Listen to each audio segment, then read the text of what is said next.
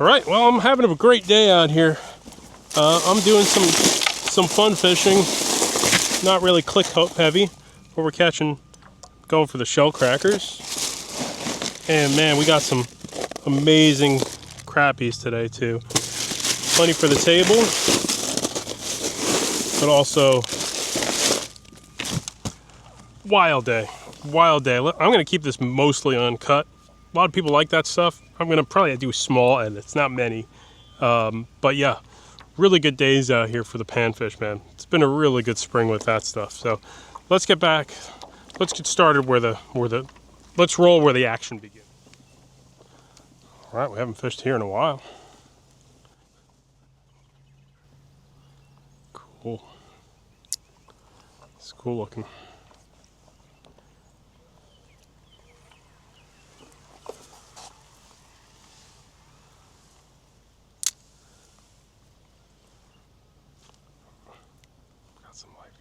Good stuff. All right. I think we get our video started probably. 2 bites. April's a great time of year to do this though, for sure.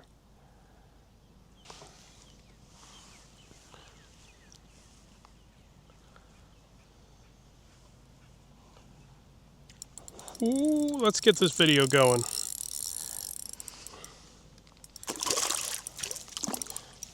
You want an uncut video? I think we could do that. All right, river fishing's been good. I've been doing the saltwater and just seeing, I'm catching a few fish, but hey, I'll figure let's invite you to an awesome day of pan fishing. And that's my first crappie.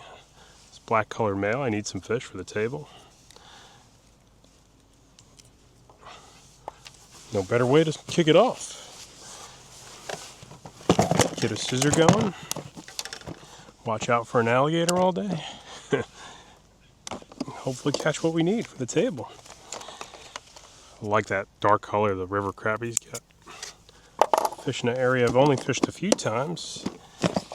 And hey, let's keep this mostly uncut. All right, freshwater videos, talk about life, what's a good time, what's not. I know I bled out a fish on camera. I'm looking savage right from the get-go. But yeah, we'll organize that in a second.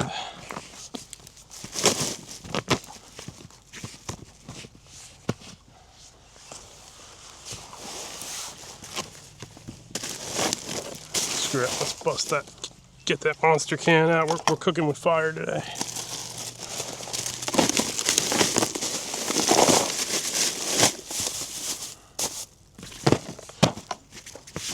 Okay.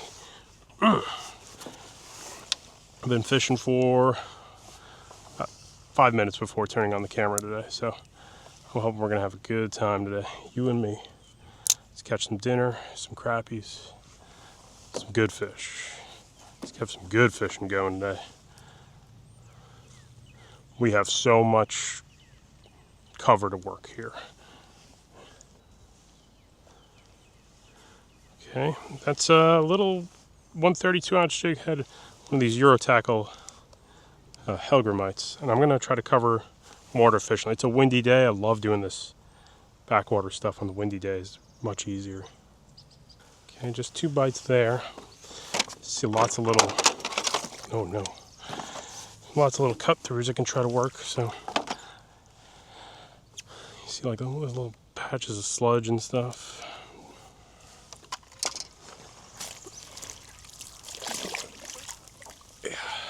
Something like that. Sometimes these fish don't like coming out of their whole hidey holes all that much, so just get rid of some of those weeds out of the way just a little bit. Make sure it's legal wherever you're doing it too. It's legal here, but not everywhere. You would think they'd be in huge schools, but not always, huh? It's like you get one, got one there, one crappie quick. All right, that's not hard then. We'll just keep covering ground. I think one of the things we'll probably have to do today is not commit to a spot for very long then.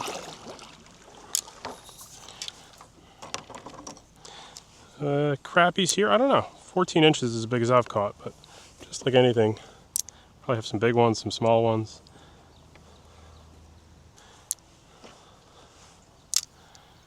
Some bad casts too. Plenty of bad castings coming your way today. But yeah, let's see what we can find. We're gonna keep this probably like 90% uncut. If I get any really big lulls in action, I'll do some editing, but more or less just cut out the really long lulls. Man, there's so much habitat, right? But sometimes when it's overwhelming, you gotta like focus on the heavier features, which is like small holes, corners, stuff like this. All right, yeah, corners, and covering ground, right? Like, we might not find too many fish in this because we're gonna spend too long, I think, in potentially dead zones, right? That's not good. But a little bit of luck, cover some ground. Just keep working our way through all this. Lots of this grass gonna get on the line too.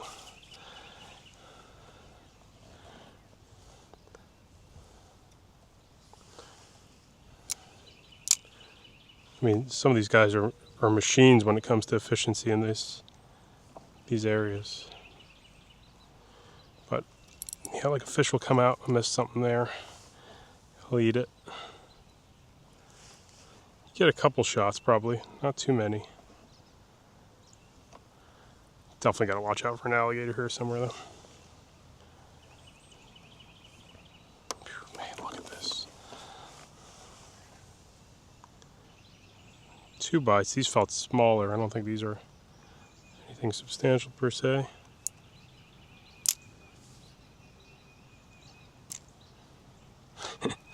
Still fun. I've gotten some smaller bites here. Let's try tiny little wiggle there.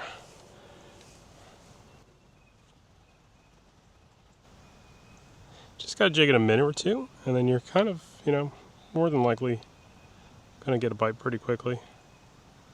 If it's gonna happen, right? No bite there. You can use gulps. You can use a lot of baits you can use, right? Got a bunch of fish on my sonar too. That could be gar, crappie, who knows? Something swimming around under my kayak though.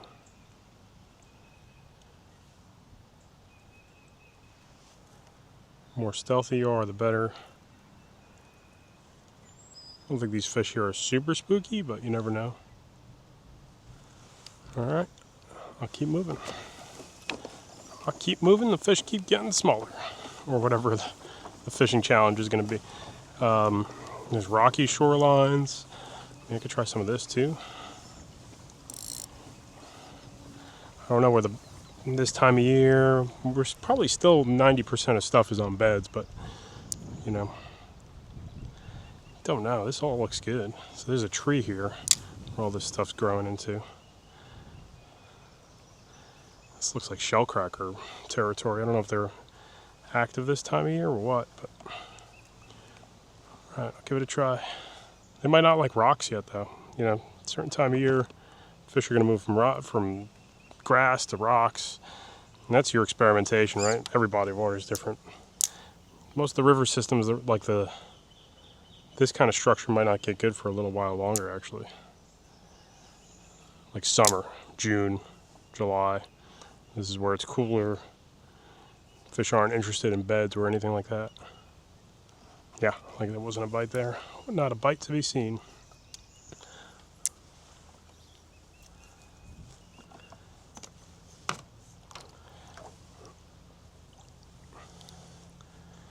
Even this post-spawn fish, probably not going to be on this stuff right now. Maybe. But I think everything's probably not on cliffs or huge steep drops like this. It doesn't make much sense to me. What on earth is that? That had to be a dolphin or an alligator out there. That was some of the biggest commotion I've seen on this earth. That's an alligator, yeah. And pretty big one. We'll have to watch out for him today, unfortunately. Yeah, gator. Looks pretty big. I shouldn't mess with him too much.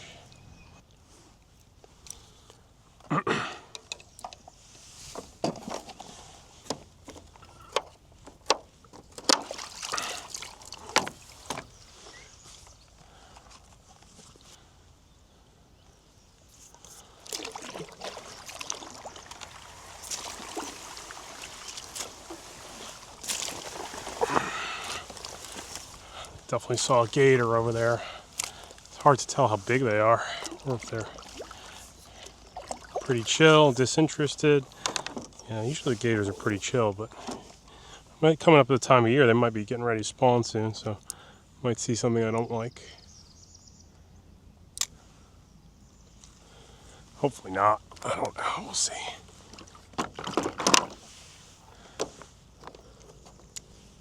Not a big gator guy. Ooh, I missed something there right away though. Gators usually don't bother you, but you got to keep an eye on them. Fish, amongst other things, kind of get them curious at times.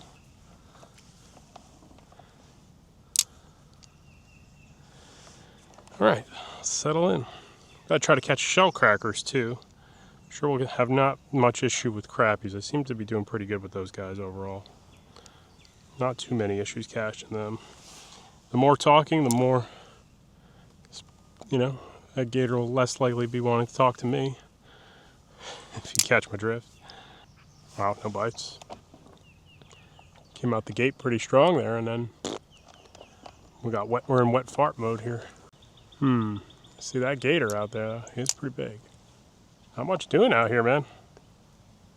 All right, trying to find some fish here. Struggle bus is good. Solid bus now.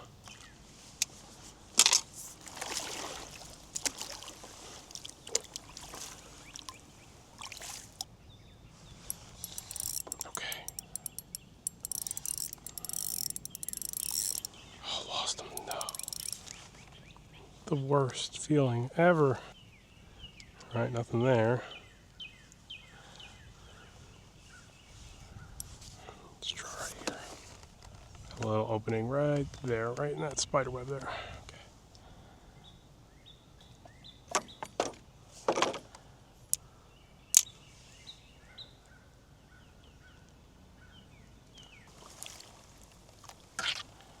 I like these just kind of pre-opening openings. I feel like they always are good because they get some light to go down there.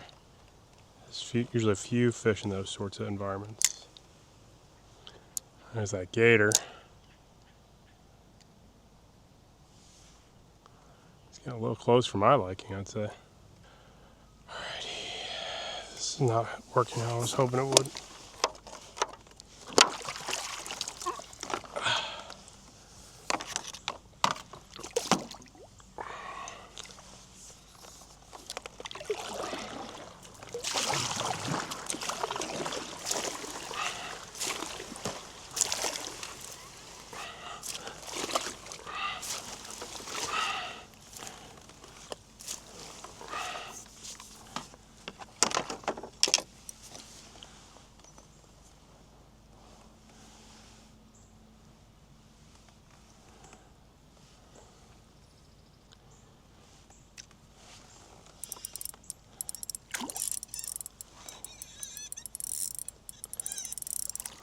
There's a nice one.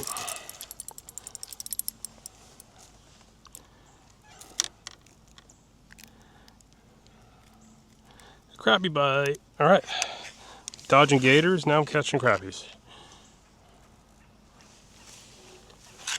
I'm gonna bleed them out with my finger. I'm going savage. Okay, let's see here.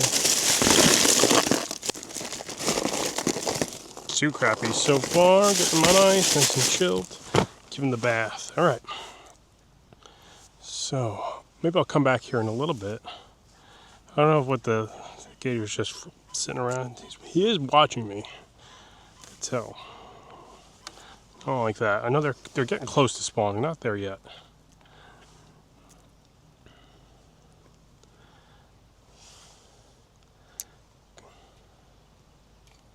It's probably a school of a dozen crappies kind of milling about in this zone. It's my guess. It's typically how this goes. Always change lures too, right? So got two on that Helgrammite. I missed a third one. And back here I've got this guy ready to go. Just a regular old Crappie trout magnet. Really small profile now. Yeah, hard to say. Like, you get one bite and then you're kind of done, huh? All right, we'll come back here. Let's explore around a little more, see if we find anything different.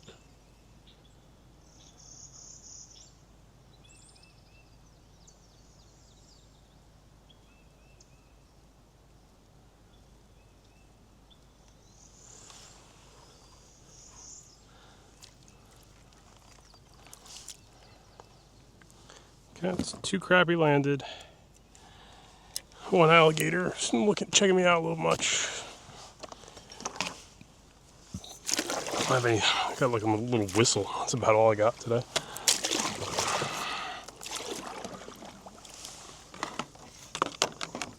Okay. I think going at it alone is what gets me more nervous than anything. You know, just in case he does try to sneak up on me and do something sketchy.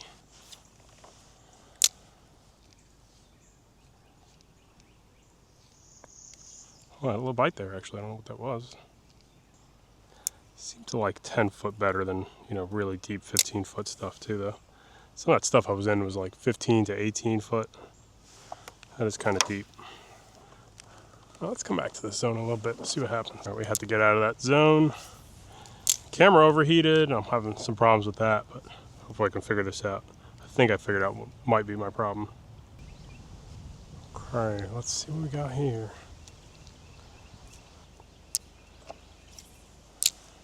All right, I had some camera issues, and I think we're good to go now.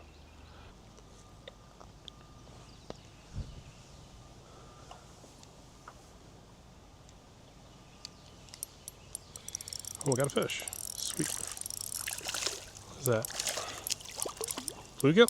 Yeah, first one.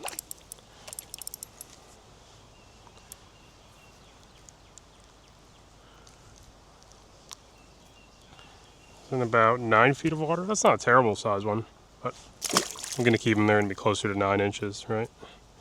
No one for this Helgrammite, though. Good lure. Good lure, good lure. Let's see what we got here. Nice looking bed. Should have a few fish.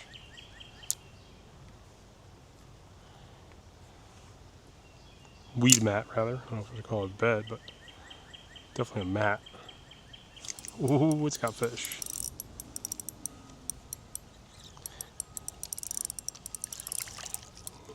Poor curve of bluegill. It's got big eyeballs too. A little Helgrammite action's gonna be good probably for it.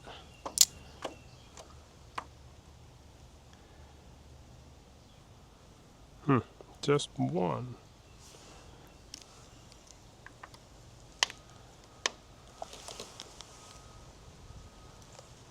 Try right behind me there.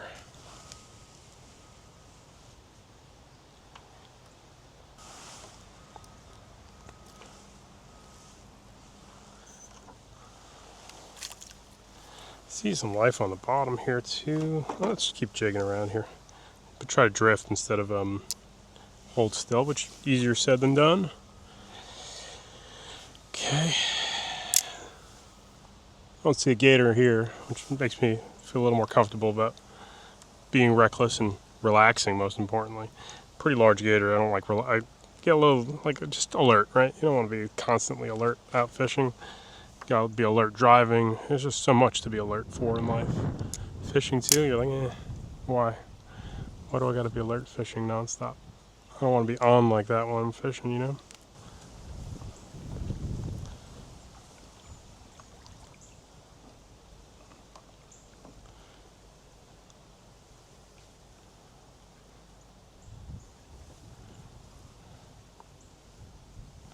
Let's see what we got here.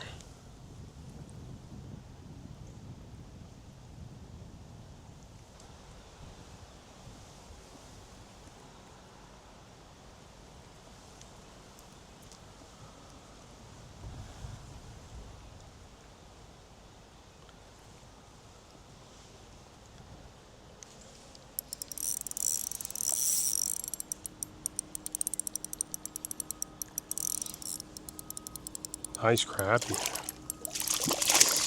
Sweet crappie there. Got a netter. Not him, actually.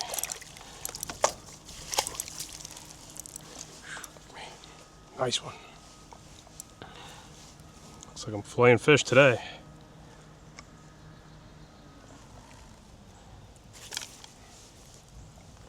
Got them all tangled up in the net there, though.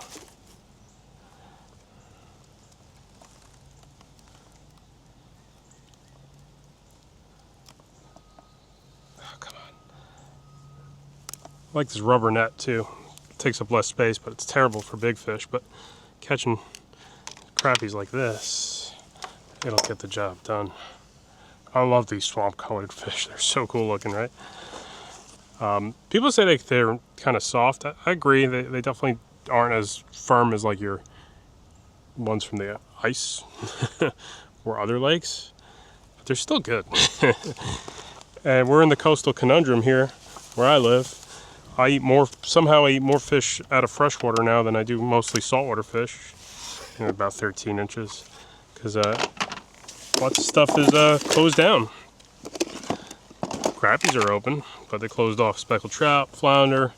I'll wait for sheep's head, but crappies are pretty good. I'd say they're put them in the same ballpark.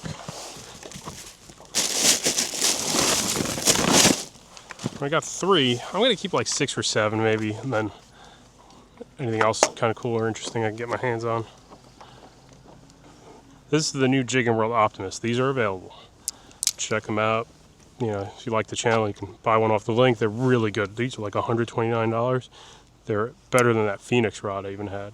So keep that in mind too. I think these crappies are definitely post-spawn here now.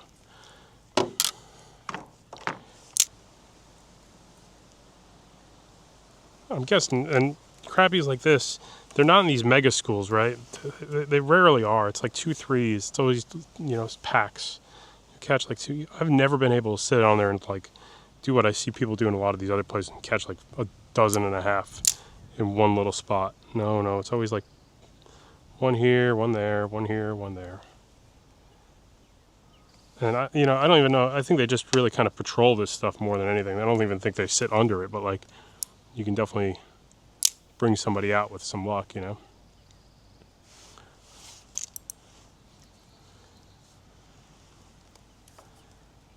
This thing works pretty good though. I'm happy with how this little bait works.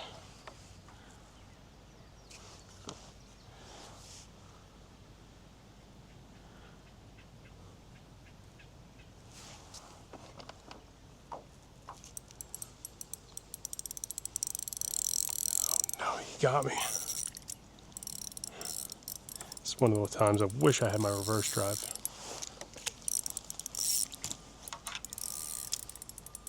And I don't.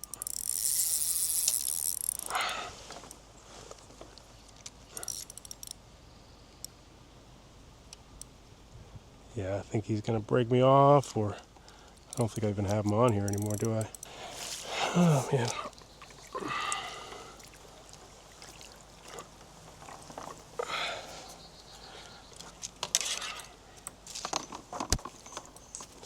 Sneaky guy, he got me. No idea what that was. Oh man, it's fun though. Hooking light tackle, losing fish, you're like, no. Definitely brings up the sportiness of it all. Problem is, yep. Hook 1 or 2 and then you're kind of screwed after that, right?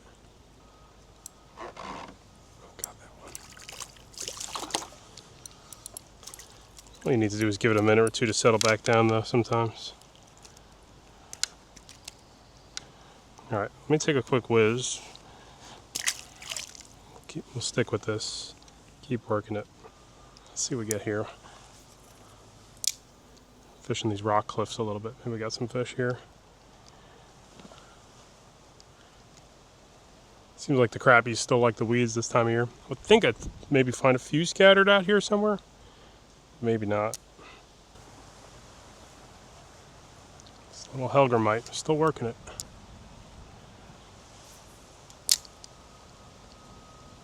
Okay, something was right in that rock. Largemouth, right? Yeah. Lost him.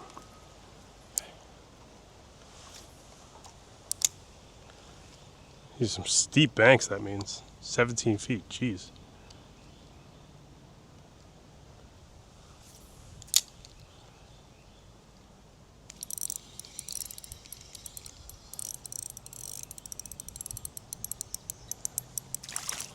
Okay, what we got there? Good sized brim. Fish the banks then.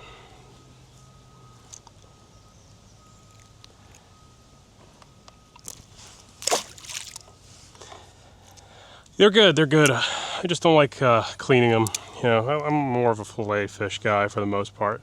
You know, whole fried fish is good too, but I just, like I said, I'm more of a lazier dude.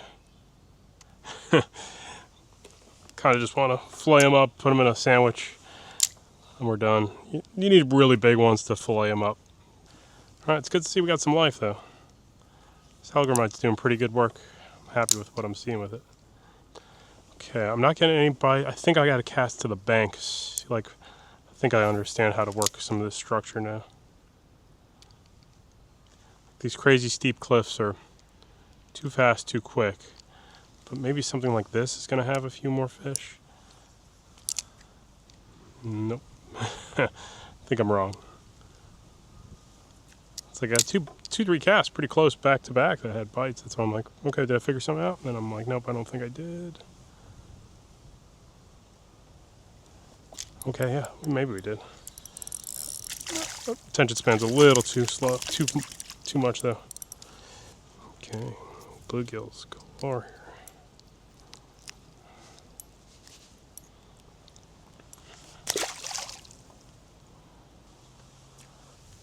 Catching fish, man. Catching fish, getting the cooler full, avoiding the gator. Can't ask for more. Yeah, maybe I gotta give it a little more time to get down there. Still haven't picked up a fish anywhere near the rock though.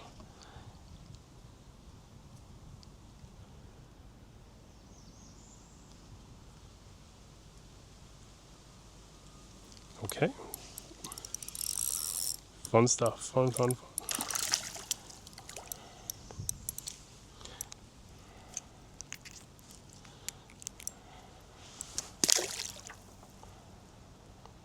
Might have flatheads here.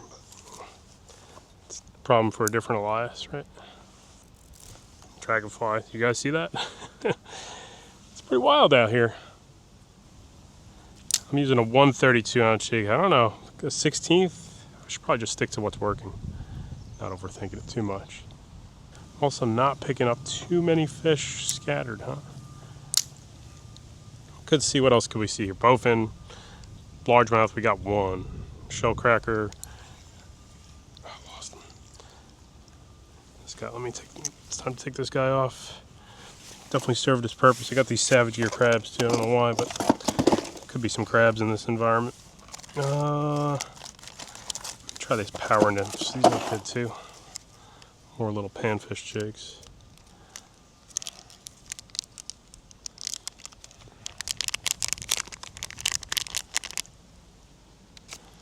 Kind of these creature looking baits. Blowing pretty quick in this wind though. It's only the next thing that's a little annoying. Okay, this is like epic burnout years too. You like, you start saltwater fishing as, you know, think you hit the pinnacle of life, then you're like, before you know it, you're like, no, I think I just like catching small fish with crazy light tackle and cool environments that are, you know, tricky. There should be a few fish here too, right? I was catching them back there. Not every weed mat is made the same way, but let's give this a try.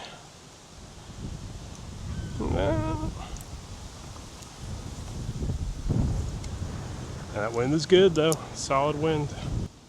Boo. Expect to hit within 0.25 seconds sometimes.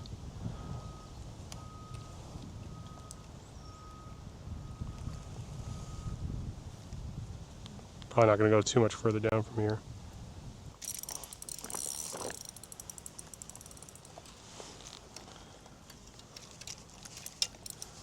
So it's sometimes tough. Some of these weeds just don't break off. Like, oh man, that was so hard to break off by hand. Like some of them just like you'll crack right off pretty easily. Jeez, what a mess. Yeah, these are like the things you don't see. Like, look at this twist. I just wrapped myself around back there, all twisted up. Oh my gosh. You have no idea what's going on behind you right now. Those fish are specific to spots-ish. Right, okay. All right, let's get on the side, the lee of the wind here. Yeah, just keep moving quickly is I think the name of the game for this, at least, until I see something I really want to stop and throw, you know, some worms at or something like that. I do have some worms with me.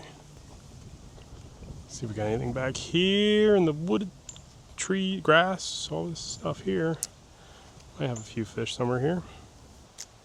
A little bite there at least. Let's try. That looks good right there. Ooh, ooh, ooh.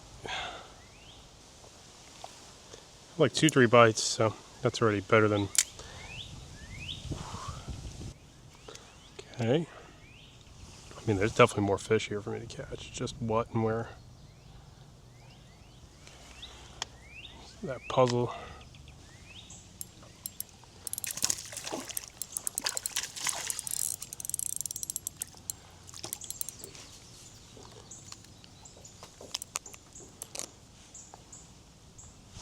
Magnet bait, okay.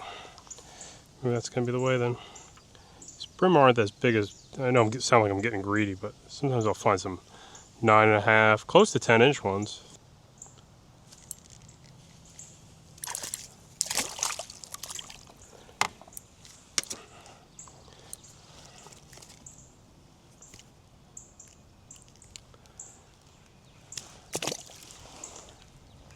Okay, keep moving. It was kind of cool. Got a couple more fish there. I think I saw a couple brim up shallow here. Like if I do the worms, I want to pick up like something that I'm like, okay, there's some really nice fish in this zone, like shellcracker or something like, okay, let me bust out the worms. To scout with the worms, I don't know, it doesn't excite me. Okay, a little guy there, but hey. Guys say look for shells on the bank too when it comes to those red ear sunfish. So, either way, it's the April full moon, so stuff's moving, stuff's feeding. My job to find a few more. Just one tap and done though. A couple times now. Oh, this feels so nice in the shade here though.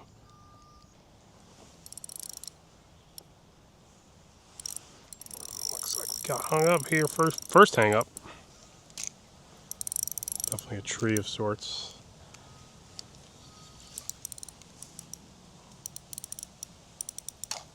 Oh man. Alright, let's retie and chill out for a second then. That's what it's gonna be. That's what it's gonna be. Oh, man. What are we gonna retie with? We got 4 pound on here. Sounds light, but it's stronger than you think. But sometimes you hang up, you break off the leader. And figured out a 100% knot in that category, no way. Okay, so when it comes to like these bigger knots, man, I kind of prefer when it comes to these lighter lines, I do prefer an Alberto knot for the most part. I'm better at tying a uni to uni, and it'll work, but I have them slip sometimes too easily. I feel like the Alberto does hold on, so I'm able to at least cinch it and keep it from slipping too easily. So what we got here, okay, slide through. Alberto knot's basically a Chinese finger trap, I believe. Could be wrong, don't quote me on. I'm a YouTuber, do not quote on anything. I'm social media. No accountability. I mean, there is accountability, obviously, but yeah, I just hate trying to tie this stuff in any kind of wind. Do like 10 turns. 3, 6, 7, back the other way. 1, 2, 3. It's pretty much a knot that doesn't have any. Gosh, sometimes you can't even tell if you're feeding it back through the loop. These crazy light lines. Oh my god, am I getting close to the age where I'm going to need glasses for this? That's why swivels, man. Swivels have a good purpose for this. Gosh, this is so hard. Okay. Oh man, I didn't give myself enough tag end to play with here. Alright, we got it. Looks good. Hard to tie with this really light line. That's the Alberto knot. 4-pound braid, 4-pound suffix finesse braid, whatever you want to call it. And then a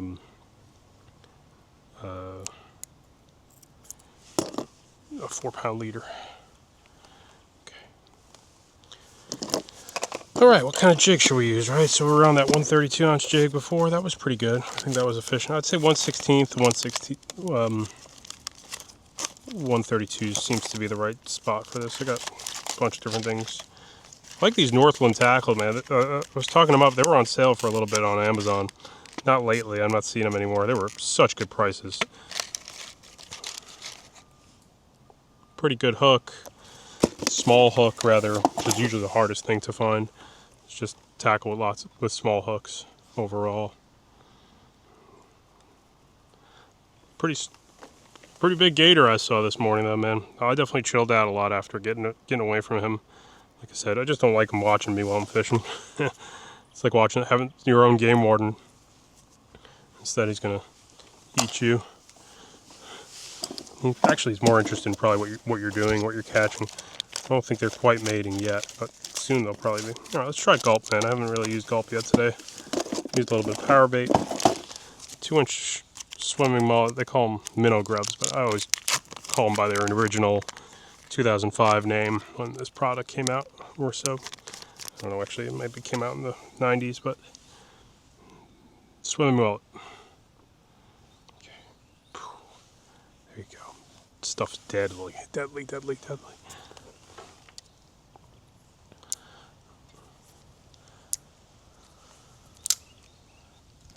Caught a few fish here, nothing crazy. And that's really the river systems here, man. It's like really hard to get on massive quantities of fish. The quality can be pretty good. All right, we got a 13, a 9, a 10, and like an 11-inch crappie so far. A couple brim.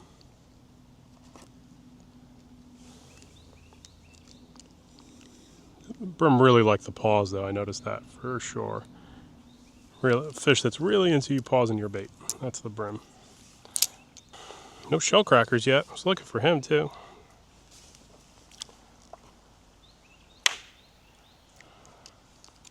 The shell of this kayak makes a lot of noise, but it's pretty, man, it's been pretty, I'd say it's been pretty reliable. No bites here at all now. Put my monster back in the fridge here. Cold. So if I find a bed for shellcracker, they're probably on the beds now, right? I know, like I said, I know it's really, bait is good, better for them, but I was thinking, if there are any shellcrackers around, they're probably in like 5 to 8 feet of water this time of year. So they're not in these crazy cliffs. So I did this whole perimeter here. All I found was really steep banks for the most part, exception of 1 or 2 things. I'm gonna hit that little zone where I caught that crappie, and then we'll keep going downriver from here. No tide here though. We're way out of the tidal zones. This looks like a pocket. Maybe there's something like that, right? Maybe not. Try some light jigging here too. Let's try this again here, and then I'm gonna work my way back up. It seemed like there was a concentration of fish on this bank. No other bank, honestly. Turtle's much better than a gator. Let's try this again here.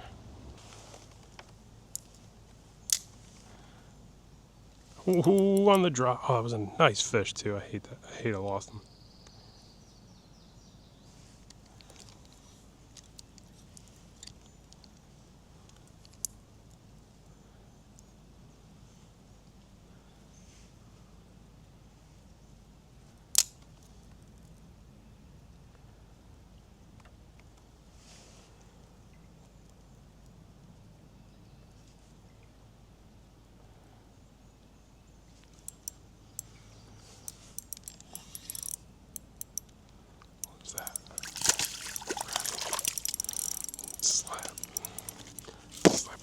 They're all males now, huh? So I guess the females are probably done spawning, right? And this is what you got. What a nice fish, though.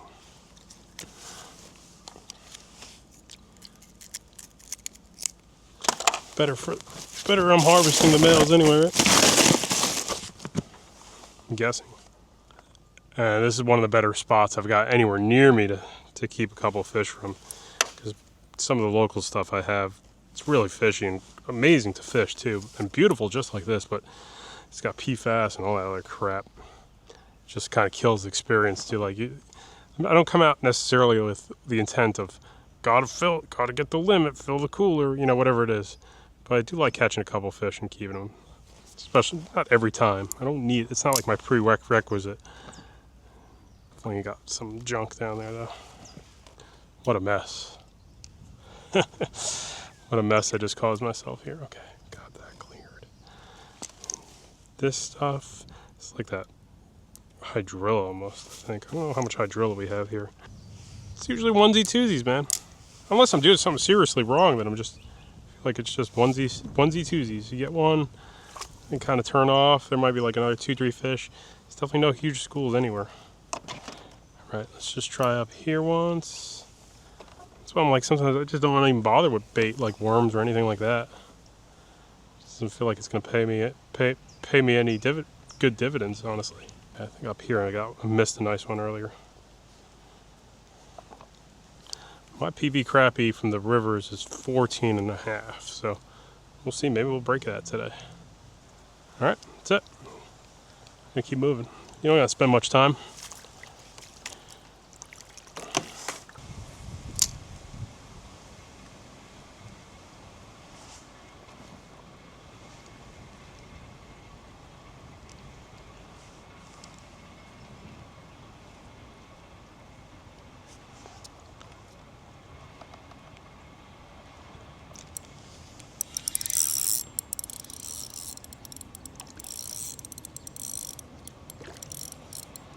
Nice fish here.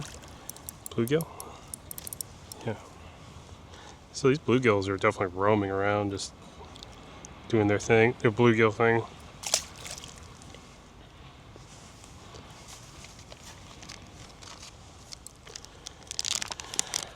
I think they spawn in June, maybe May, I don't know. It's definitely a little bit later than everything else around here, I think, for the most part. They're one of the later spawners overall. Wherever we fish next, they're going to be a little bit windier, so we're going to probably be power fishing to some extent, but that might help the bite a little bit, right? All right, crappie count 4.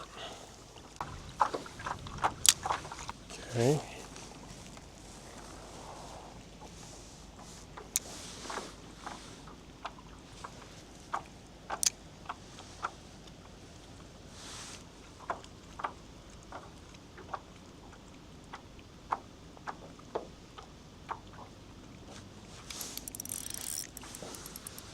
What's that?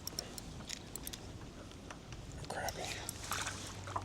Okay. I think I had 2, like another one was swimming with him. I don't know. I felt like a second tap there.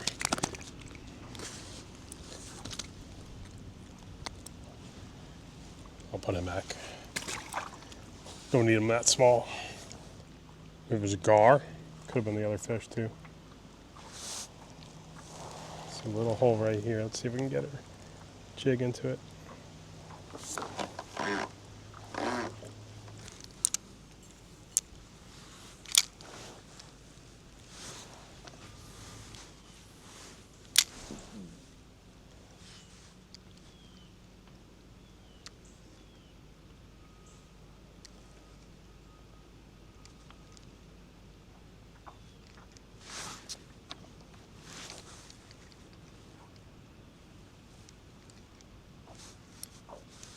Oh my goodness, that's a fish.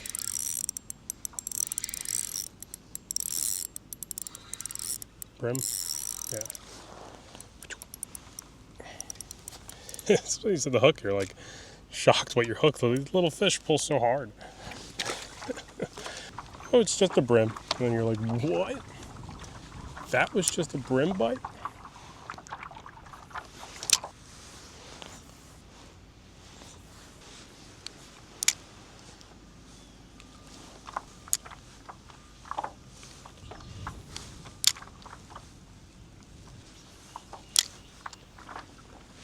Okay, let's try this right here. I bet there's going to be a couple fish.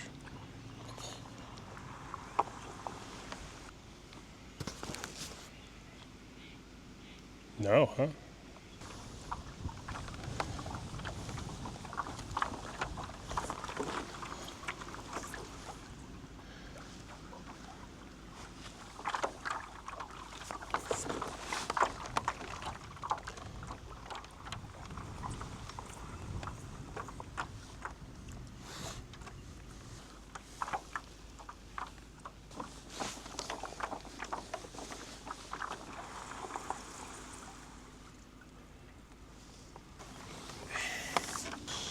Not seeing too much here, honestly. Big area to try to pick apart too, obviously.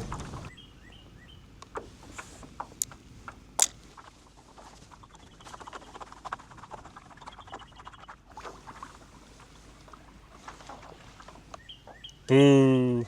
Can't find anything here. All right, this zone. All right, spent an hour in another zone. No bites here at all. So, cutting that up. Just to give you an idea. Looks endless. Too big, and maybe live scope obviously can do something here. Maybe not. It's a big area to try to work your way through though. Makes it harder.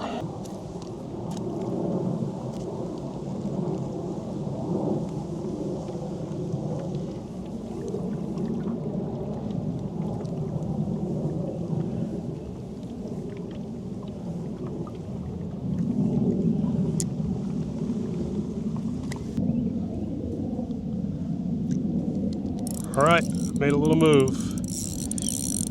Oh gosh. I found a bowfin.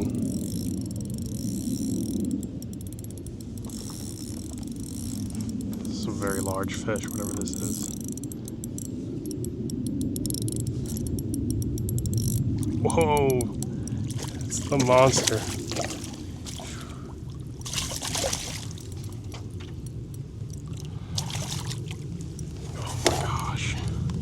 Look at that crappie, wow.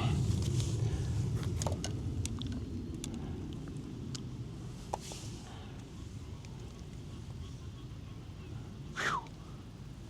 I'm gonna say he's almost 15. I'm gonna put her back. I think that's a female.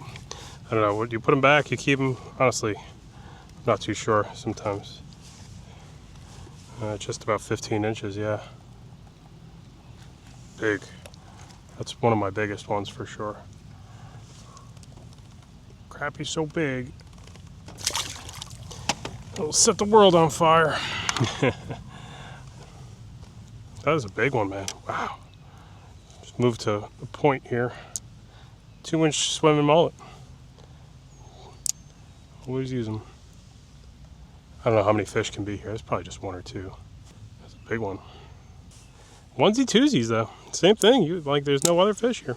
That was like an instant bite. I was literally powering on the camera, like, all right, just moving away from so much dead water, and then immediately got a bite like that. Super crazy, huh? This looks good right here.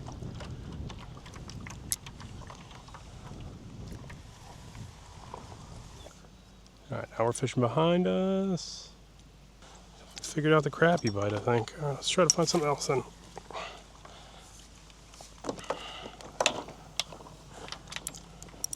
Was tempted to keep him, but you know what? Never hurts to set a good example. You can always put the biggest breeders back. All right, let's go back to Gatorland then. Okay, where would the shellcrackers house be? Well, I don't think it was there. No bowfin either, huh? Just thinking about him too just now. See if this dude's still bobbing around out here somewhere. Sure he is. All right, back to where a gator was, and I was like a little sketched out, but a couple boats went by. Maybe that's might have sent him somewhere with less traffic. So we'll see. It's the middle of the day. They usually aren't too interested in anything now. So maybe with some luck, I can just catch a couple fish in peace and keep moving. Picked one here this morning, so maybe we'll get another one.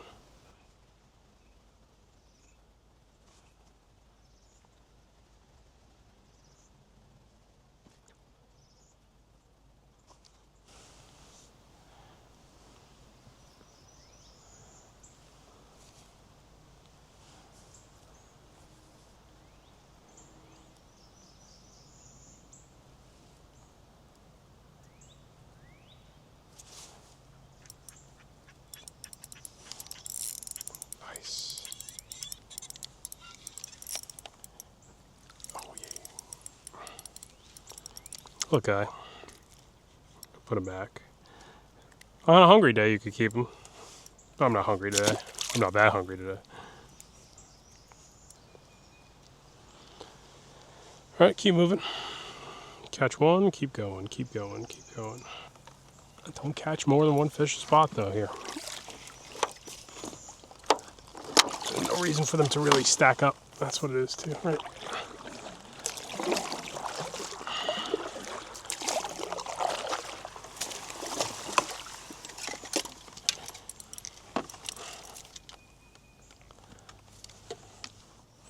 Little bite there actually. See if it comes back for it. Bluegills probably. Got a couple small bites here. Ooh. Not the right stuff still. Let's see if we maybe see what kind of stuff we got to work with here.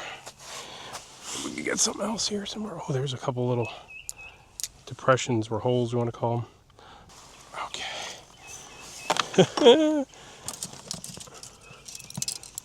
I'm pumped. I'm so excited.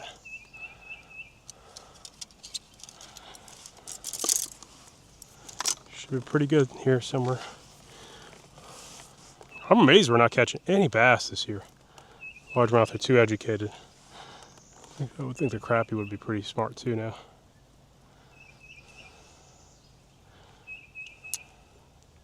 You'd think there'd be a couple fish under here. I guess not. Nice big opening like that. Let's spend the rest of the day throwing jigs randomly. Just want to get like one or two bites. I'll know right away if like this is worth the time or not. I don't think it's worth the time based on what I'm seeing. Makes me think it's not that great. I see that gator. He's out of there. He's out of the zone already. Okay. I don't think he's very interested in anything I'm doing, honestly. So that breeze does feel very, very nice though.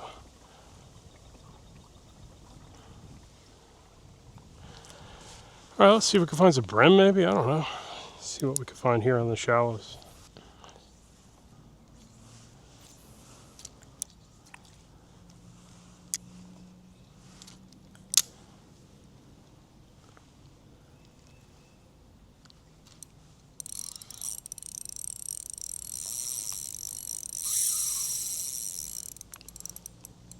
No idea.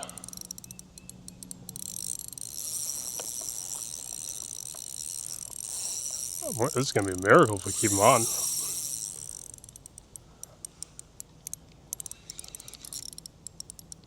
It's got to be a bass, right? I was wrong before, right? Nice one, wow. This one's actually a bass.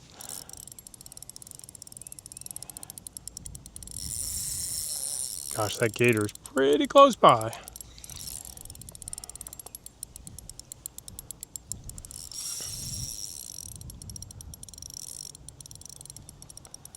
This is one of the largest bass I've gotten in a while.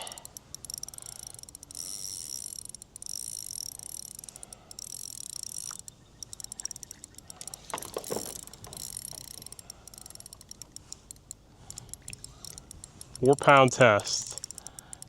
You can take on some big fish with 4-pound test if you're lucky like me in this situation.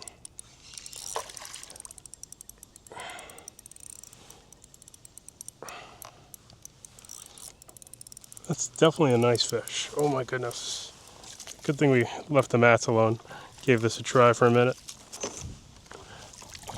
Whoa.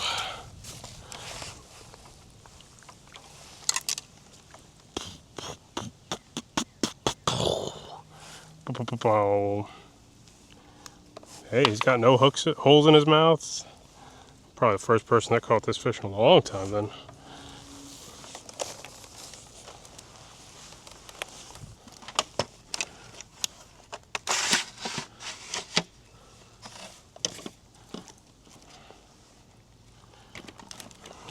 .22, yeah, 22 incher. I always end up getting 22 inches. I've rarely gotten 23 before.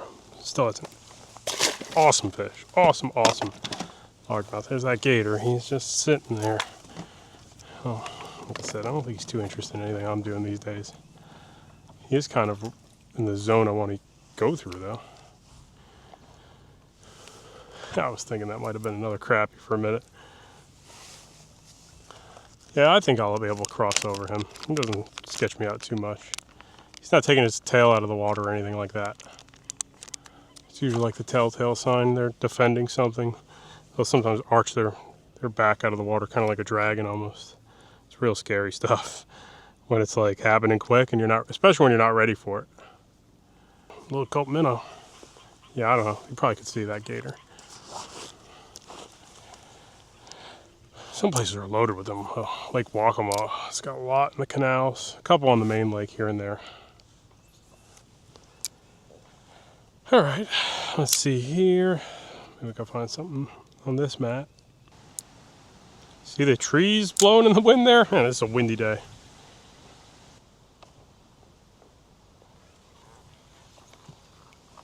Didn't like that one bit.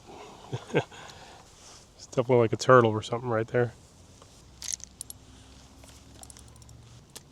Fuck. I thought I was going to pop it off, but I didn't. That's why I'm like, that was dumb. At least I didn't break my leader knot. 4-turn uni knot on that leader. Okay. I think we're back in business now. Let's try dropping right here. Alright, gonna try one last zone here then. It's very scattered today though. Quality over quantity, for sure. Uh-oh, don't know what that was. Guess that was a turtle. Keep your distance either way, right? Alright, coming through a new area now. I'm just bank casting now. Casting towards the bank rather. This looks muddier. Smaller fish, but that was my first bite. We lost the tail too. Probably bluegill. Trying to see where these shellcracker could bed, you know. If I could find them, I bet they're going to be pretty big. Those roots are usually good too. You see those little tree roots right there? I've only fished here a few times, so it's kind of new to me. At the same time, it's like hard. It's really hard. Freshwater is so much harder than people sometimes give it credit for. Just like dropping randomly. Cross your fingers, see what happens. 1 bite, 2 bite, no bites. That's pretty much how this is going. There's a lot of dead water out here, man. I'm sure there's secrets like anything, but man, alright, let's try this one. This was good. 4. Wonder why this area has nothing.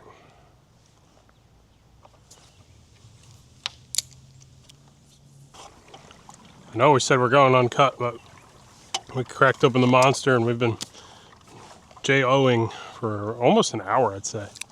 Been at it for a long time and not catching anything. Trying different, seems like I went too deep for a minute there and then we caught nothing after going deep. I'm not finding any shallower. Now I left the first zone, I was catching crappies and stuff, so I'm like, might have to go back there for at least one more session. Yeah, there's not much life on the rocks. Anything deep is pretty quiet right now. Peak activity is always in the evening, we know that, but yeah, in general, I'm just like, yeah, I don't see too much. Let's try right here somewhere, maybe. The gar right there, just rain right up on his tail. Let's see if he eats it.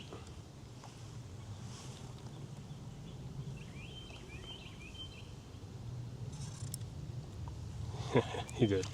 Just in case you were wondering, he ate it immediately. Okay, there's just not much life here. I think I know the zone where I want to maybe focus on for the next couple of hours then. It ain't here. I'll tell you that much. Alright, I think I'm gonna, I don't know, start working my way in slowly. This zone doesn't seem to have anything right now.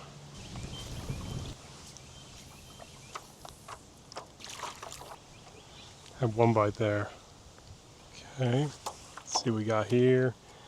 Maybe it's gonna be a fish or two there. There we go.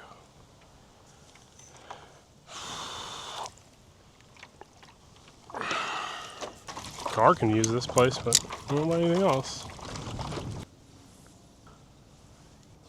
Goodness, this grass carp is giant.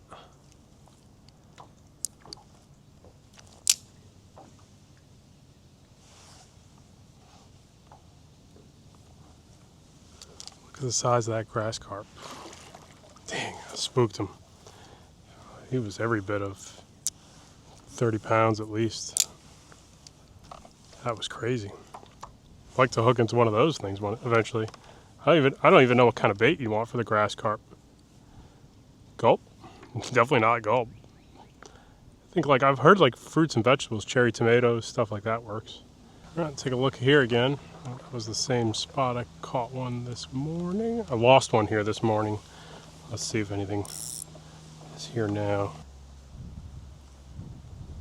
No, not really, man. Definitely tons of little ones, we know that. There's no way that there isn't.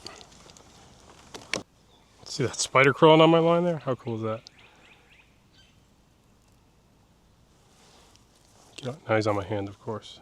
Oh, we lost our tail there. Let me try a nightcrawler here, see what happens. I feel like I gotta try a nightcrawler once or twice at least. Okay, I got it on the trout magnet jig head. That's what I'm gonna rig it up on. 1/64 ounce. I feel like that should catch something. Nothing, huh? Wow. That was not on my bingo card. You know, one thing they won't eat artificial, but get nothing on a nightcrawler definitely surprised me a little bit. That's it. Look at this work of art I'm working with here. Artist rendering. Behold the nightcrawler. So over here I caught crappies. Right, let me see here again. Oh my god, a loss of words. I feel like I really don't understand fishing right now.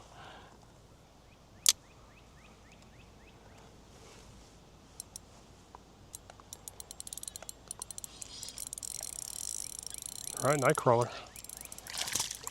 Nice bluegill. Bigger one. Bulging. I'm set though, man. I got a 22-inch bass.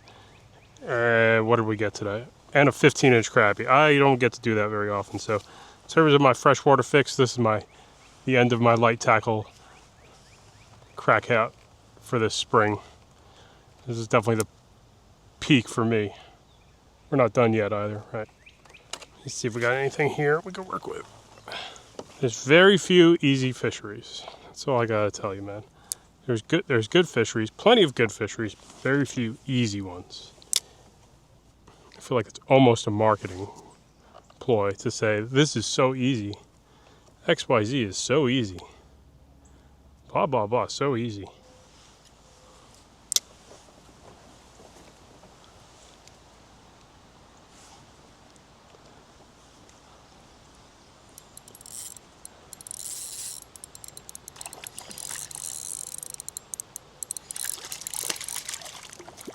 Hey, there we go.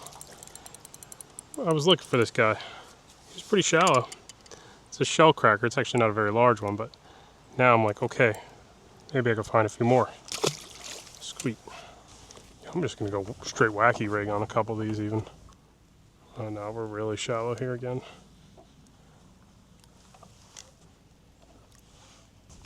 Old worm dangle.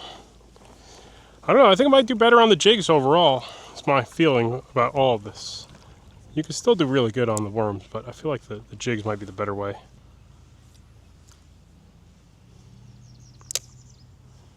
Seems like there is a lot of fish in a couple places, but a lot of dead water.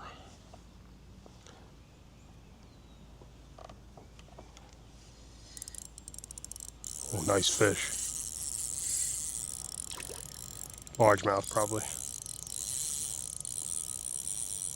That is a friggin' crappie or shellcracker. We are... Nah, largemouth. Hey, it's okay.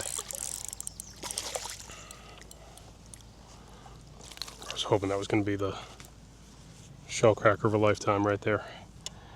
Especially after catching my first one just now. Largemouth bass. You can eat them. Some places, probably not a bad idea to eat a couple from, but they're still high in mercury, so I'm always like, eh.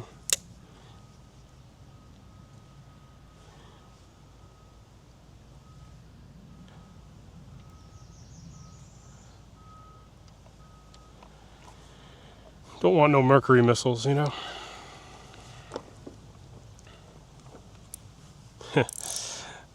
I mean, they aren't that bad. But like, yeah, they do tend to bioaccumulate more than quite a few of the other fish you have around a lot of these places. So I'm always just like, eh. Switched it up to the old worm dangle. Okay, not much else on worm dangle. Should put a float on them. I'm like tempted to. I'm too busy working the weed mats though, but I think if I work that shoreline a little bit, maybe I'll put a float on. It's not too snaggy. I think the float helps a lot when it's real, you know, treacherous bottom. This doesn't seem too bad right now. This area definitely seemed to have had most life. It makes sense. This looks like a pretty solid spawning zone more than anything for now. See some fish on my sonar here. Oh, wouldn't bite. Cut out some. I'm cutting out fat. You know, like really boring. The most boring stuff I'm trying to cut out here. So it gives you an idea what it's like. It's not that easy to do this in a kayak, you know. Definitely catch some fish, but I don't find it's lights out either. Here I caught some of those bigger crappies, I believe I did. I think I got a tree here or something. I'm marking like some kind of big cloud of something here under this. Where's the warmouth at, too? We haven't gotten a warmouth. That's another critter that's usually pretty common in some of these environments. Not all of them, though. But I would think they'd be here to some extent.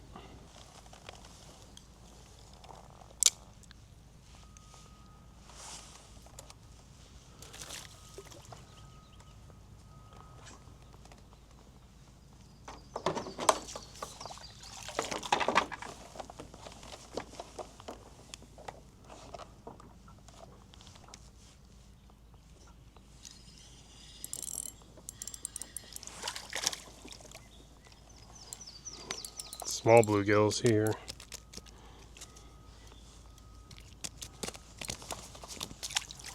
Small brim. Yeah, sometimes we get like 9-inch, 10-inch ones, but every body of water is different. Like sometimes they're just not quite there yet. You know, like I can't see a hot spot being here more than like 3-4 fish. You never know, I guess, but that's what I feel like. The most I'll get in a zone is probably like 3 or 4.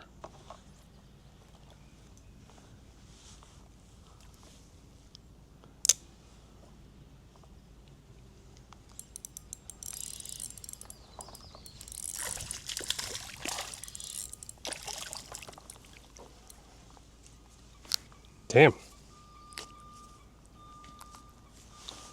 Talk about an aggressive little bluegill.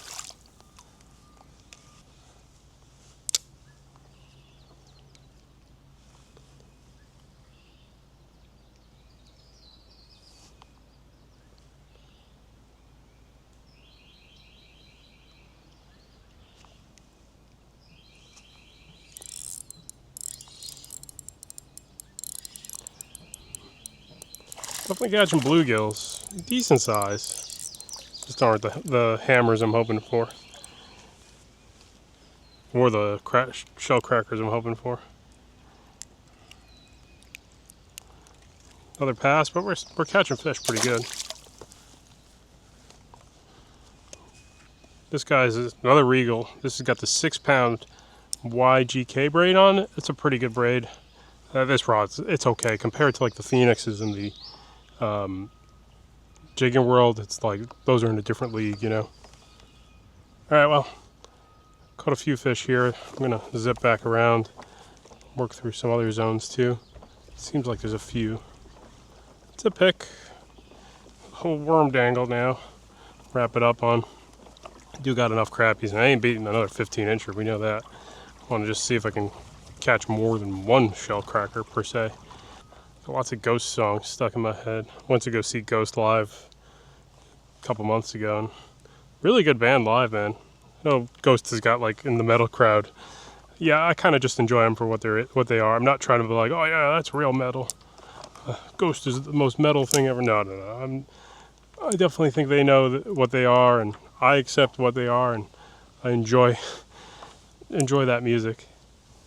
Like their old stuff that was a little more heavy for sure, but also kind of enjoy the goofy modern renditions.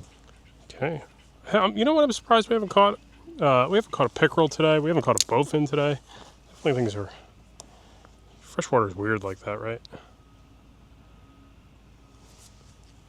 It's got its moments, but it also just gets really bizarre of ups and downs, turn ons, turn off. That tiny little bluegill right there.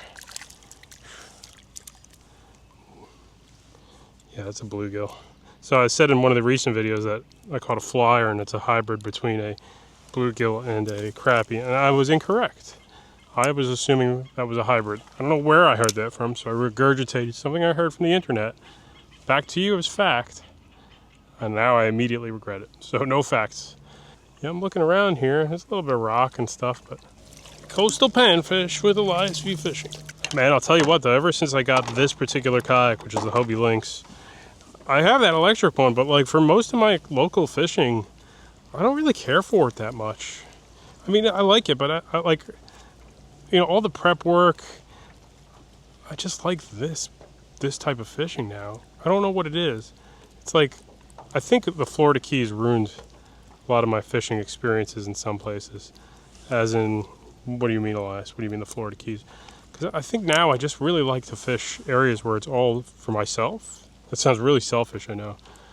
But a few years in the Keys, it seems like it just ruined a lot of stuff for me. And this is like probably the most goofy, mediocre thing you've ever seen, right? To yourself. Like, what is he doing that he's doing this? To me, this is like absolute blast. And one of the things I noticed is too is I haven't gotten a crappie on a worm yet. I really prefer the gulps. Man, just one shellcracker. Disappointed. They seem to be the hardest for me to. Oh man. For me to pattern in. Wind grab my freaking worm there. They do seem to be hardest for me. Like I don't have a problem patterning in the big bluegill. It seems like I got the crappie down pretty good. Satisfactory enough for me, man. I'm getting meals out of them. Bass, it's one of those things. Yeah, bass is like one of those. I like to just target them as bycatch, right? Like I'm not a huge bass guy. 'Cause I don't really tournament fish, right? Maybe if I tournament fished, I'd have a different opinion of bass.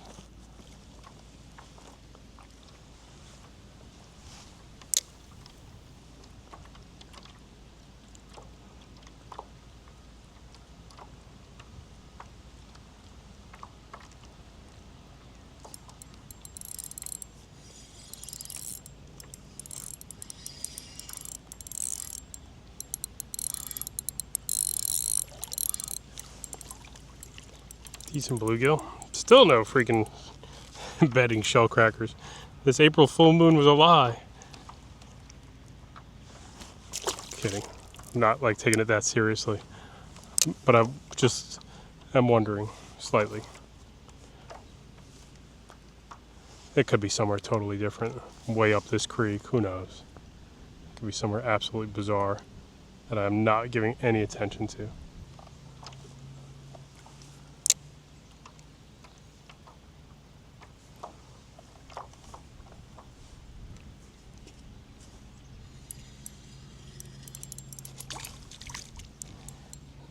Oh, there's one. That's a shellcracker, yeah. Little one. Just right along the edge of this sandbar. Two shellcrackers then. Maybe they are bedding then. Somewhere here. I tried. I still had an insane day of fishing. Brought the worms out thinking I could really figure it out. But there might not be that many here either. Plenty of bluegill.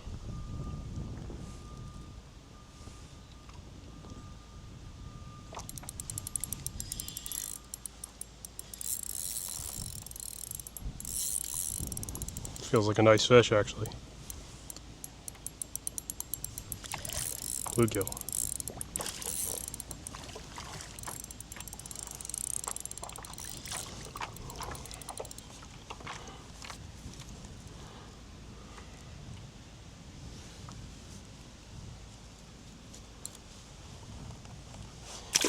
panfish guys, if you're a panfish crackhead, I got a lot to learn from you, I bet.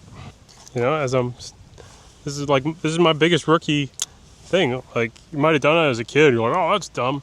What happens is, like, your fishing knowledge is about a year, I would say, on average. Maybe 2 years, right? I would say 2 years is kind of your typical fishing knowledge before. There's only so much you can retain. So, like, going back to this, I'm like, you know what? I actually don't know that much about freaking panfish, bluegills, all this stuff. It's kind of hard. It's kind of how I feel about it. Like, these fish, you get one bite and they're kind of done. If you ask me, it doesn't seem like too many, yeah, like one or two bites in a zone and you're done. It's like they either wisen up or they're just so scattered. Like, because this is a zone where there just isn't much current compared to some of the other places I fish where there's loads and loads of current. So everything behaves very differently. Well, that's a nice fish, whatever this is. I think I saw either a bass or a bowfin.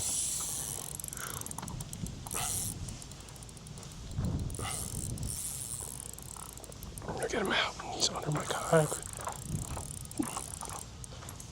Gotta lift up my rudder. Gosh. Got him. Sweet. Got him out of the rudder.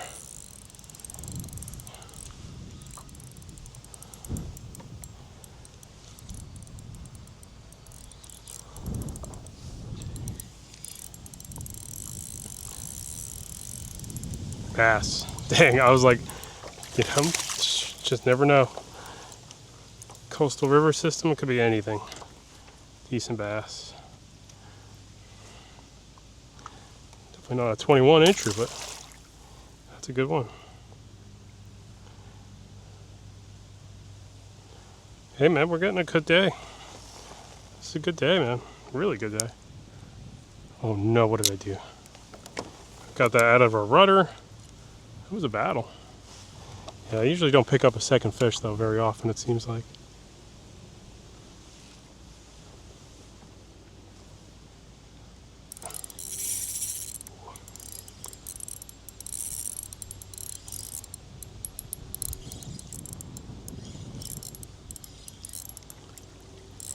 Shellcracker. Nice one actually. Gotta put the big baits out there for that. Right, all right. That one's worth keeping, I think.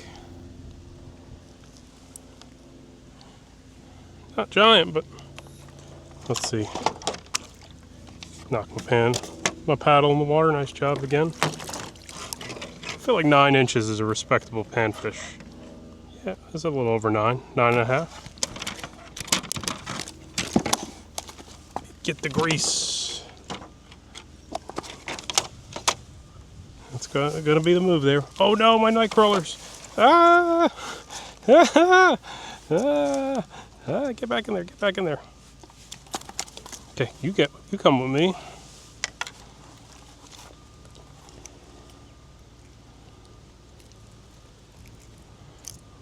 Okay.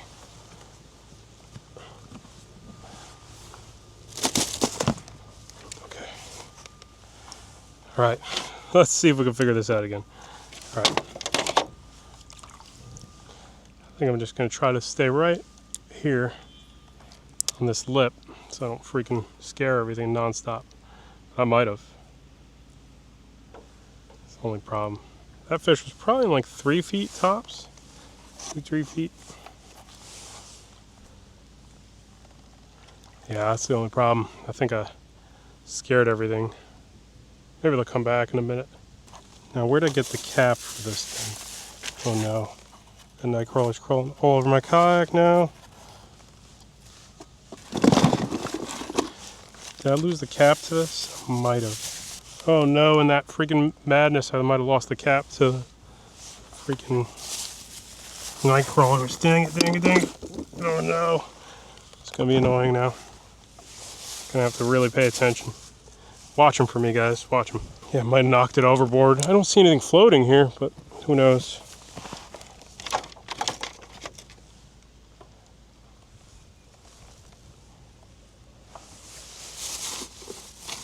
Yeah, I don't see anything floating, thankfully. All right, let's see if we can find some more then. I probably disturbed this area pretty hard just now, so. I got this guy kind of wacky rigged too. So the red ear sunfish are not the bluegills, right? Different fish. Very similar behavior, I think, probably. I hear they don't spawn in similar zones, though. Yeah, there's a bunch of fish in this little cove here, isn't there? Bluegill.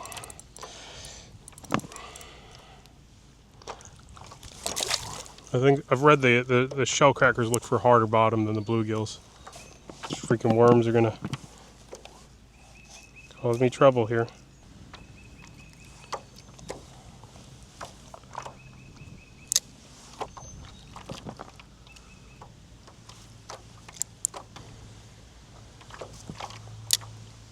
Those fish were all in like 4 to 6 foot, I'd say, so pretty shallow.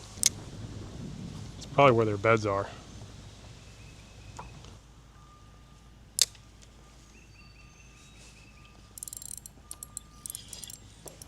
These fish are really shallow.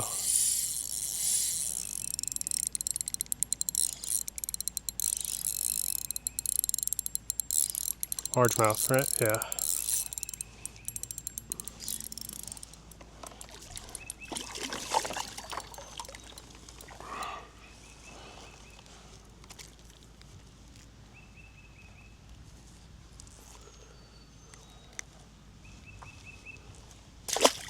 Still pretty cool. Definitely largemouth are off beds now. That wind is bad here. Really goobering it up in the wind. Can't cast this thing very well. Alright, let's try that again. I'm going to go to half a nightcrawler. This is actually a smaller one. I'll go the full one here. Just wacky rigging it on that trout magnet jig head. Not sure if that's very effective. Seems like it catches a couple though.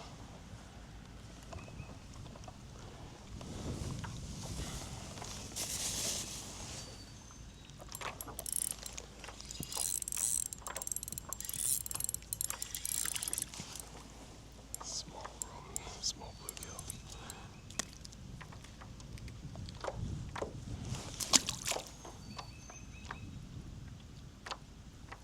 Seems like you find the right zone though. You don't have to really guess that hard if it's a decent fish or not. All right, I think we could finally figured it out.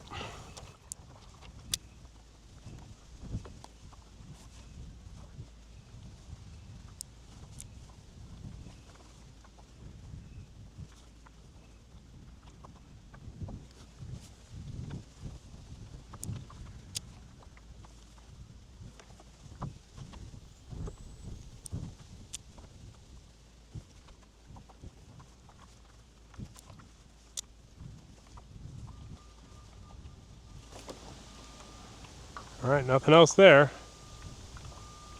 Couple fish, but not anymore.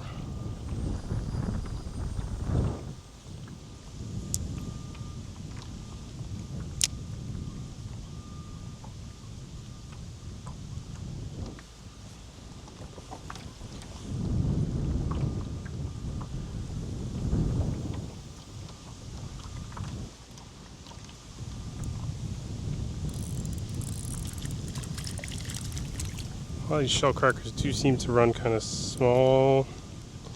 Another shellcracker. So it looks like there's a few of them on this sandbar that I'm getting blown onto. Creek mouth with the sandbar, rather. Okay. See if there's any in this creek mouth here again. I came over it a little hot earlier, so maybe now we'll get a bite.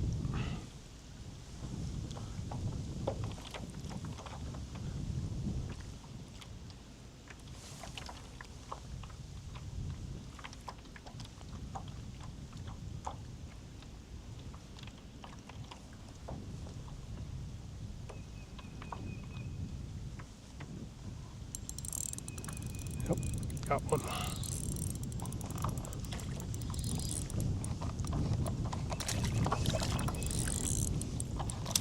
Bluegill.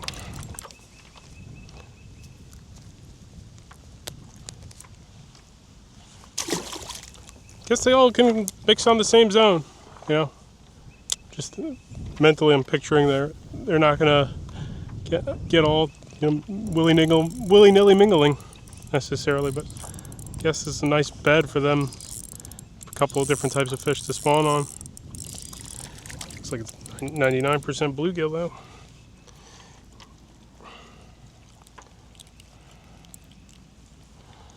Nice one.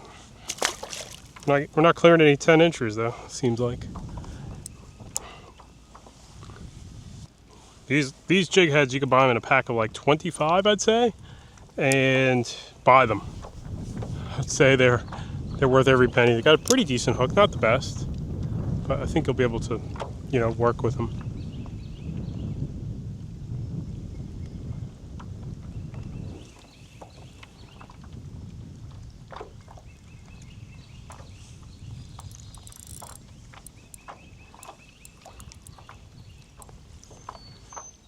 That's the same bluegill I just missed because he spit up my nightcrawler. Okay.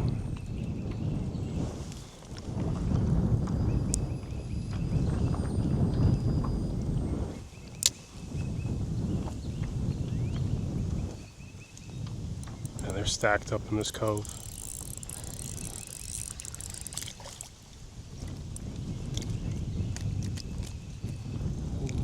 Same fish over and over though.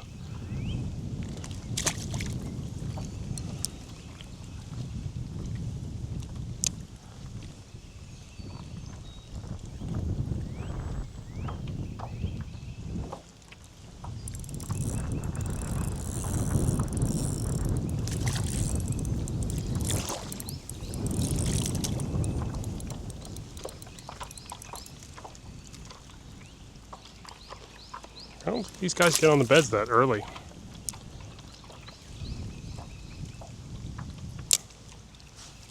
Make sure our lens is nice and clear. Keep chunks of that uncut, you know. Yeah, like they're not near the rock, really. See that rock here? This rocky area? I'm not getting bit here. And just try this little area here one more time and then keep moving. The wind is really strong though.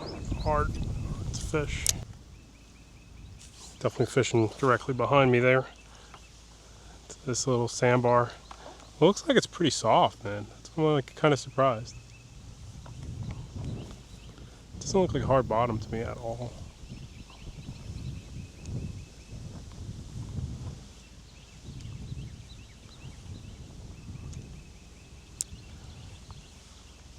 All right, let's move. Let's keep moving though. Bet we could find some more somewhere here.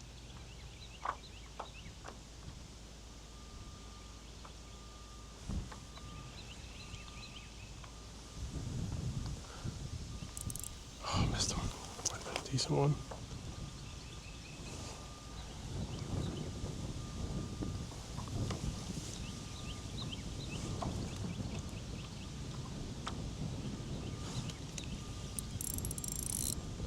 Oh my gosh, that's a fish? Another bass, isn't it?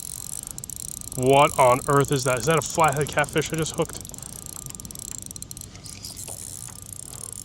Big head shake, dude.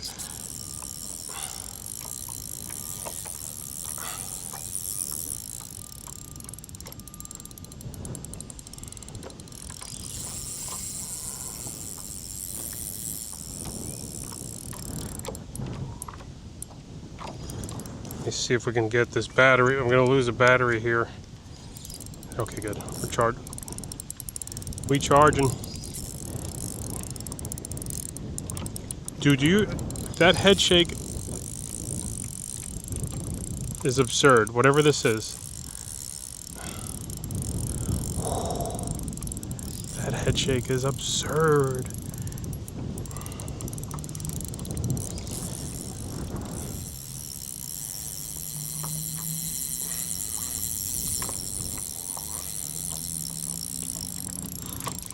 Come on, we can do it, you can do it. If I can get a flathead on a 1/64 ounce jig with a 4-pound leader, I don't know, maybe it's a, what else could it be? Gar. Oh man, this is crazy. Carp. Carp is another one, right? We have carp in our systems here.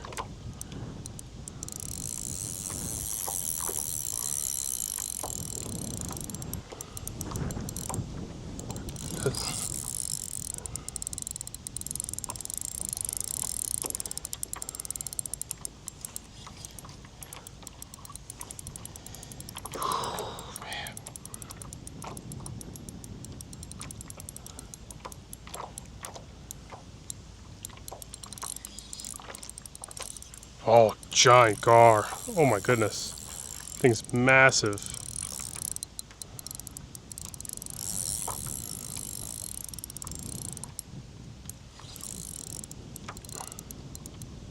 Giant gar.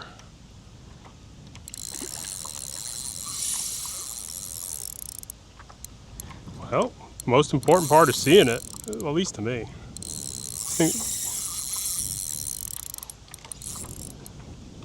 Especially if we're unlikely to land it. I don't know how bad I even want to land one this big. Kind of nasty critters too.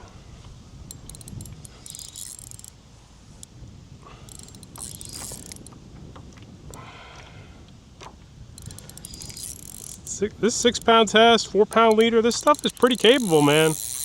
Overall.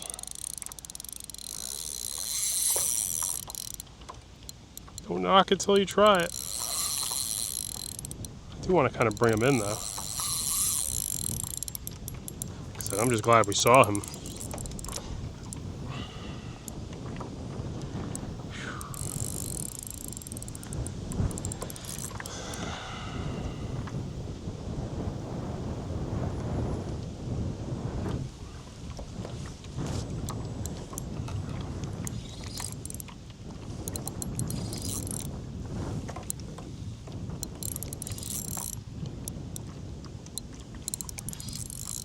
I don't know if my net's going to be able to even do anything about that. If I'm going to be able to do anything with this net. Jeez. Whoa. That thing was big. Whew. Wow. That was a 40-inch fish almost. Cool, I think, for 5 minutes. That hook didn't even open up. That's a 4 pound leader. Everything held up. Look at that, man. If you need any confidence in ultralight, just a couple days, you'll get there. You'll be like, okay, I could do this. If that was a fish I really wanted to land that badly too, I probably, would have stopped palming it. If I thought that was a flathead, for example. That gar was gonna be a mess at the kayak, no matter what we did. Man, pretty good, pretty good. Catching fish, that's for sure. Let me try, see if I can find anything else that has like a similar sandbar setup like that. That gar was insane. Oh my God. That was definitely the biggest gar I've ever hooked. I think so. Close to it. I know they get a little bit bigger. Let's hit that one crappie spot quick that we had, that really big one. I got enough meat, man. I don't need to fill up, the freezer. I like filleting fish for like 30 minutes tops. Then I'm like, all right, I'm good. I'm gonna go back out before you know it again, and then, use that again. But yeah, I did a little do-it-yourself cooler back there. Did the whole thing all, pretty much based off of an Amazon Titan cooler. Then I just mounted some rod holders on it. I got one little tackle tray under the kayak, a couple messy things. It does get disorganized quick when I do that setup. Just less places to put stuff, but fishing is still pretty good overall. That's where I had that big crappie. Let me see what's up in this little corner here. Oh, I guess not. It's like a tree or two, I think, but nothing really to hold another fish there. Let's just try this guy. That's where we picked up that big crappie earlier. Could be another one or two here somewhere. Looks like there's something on the bottom here. Nope, no fish on the worms here. Crappie like the jigs more than the worms, I think, for sure. Other fish maybe, sure there's a time of year where worms work really well for crappie, but it seems like you want to catch big crappie. Worms are the way. I mean, jigs are the way. Jigs and minnows, probably. I know they're pretty diverse what they can eat, though.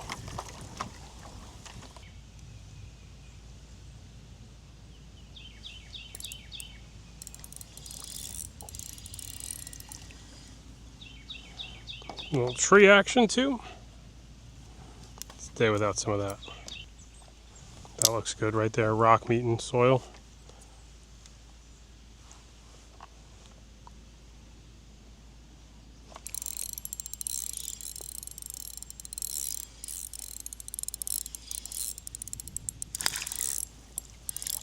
Bluegill.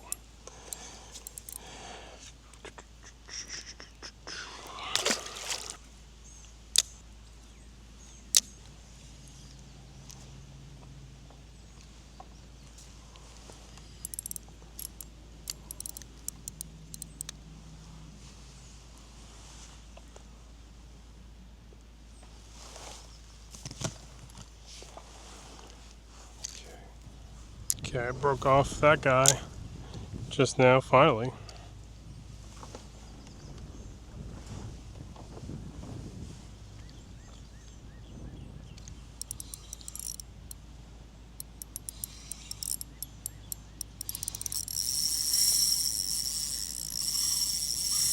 Not again.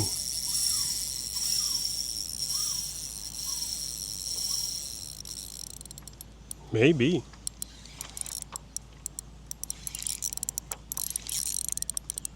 Gar like freaking nightcrawlers, huh?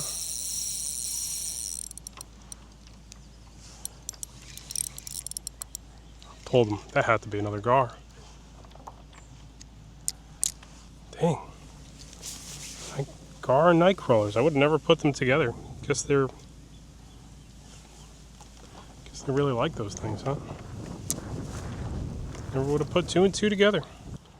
All right, well, let's see. It's probably gonna be my last stop here. Had a few fish earlier here. A lot of rocks and stuff like that, though. They're gonna be a little harder to potentially fish, is my worry. Deep, deep, deep, deep, deep.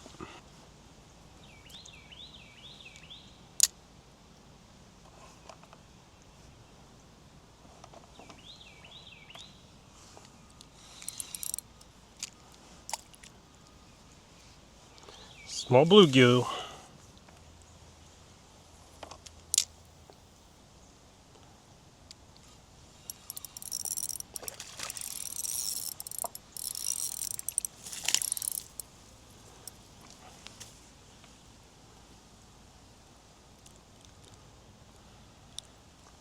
Hop that shoal, Mr. Bluegill.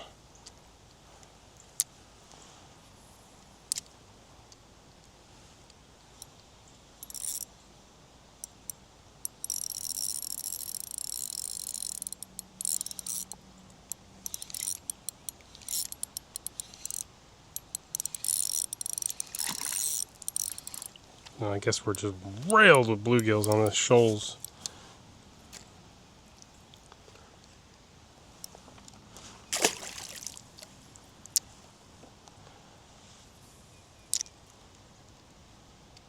Oh my goodness, there must be 100 of them.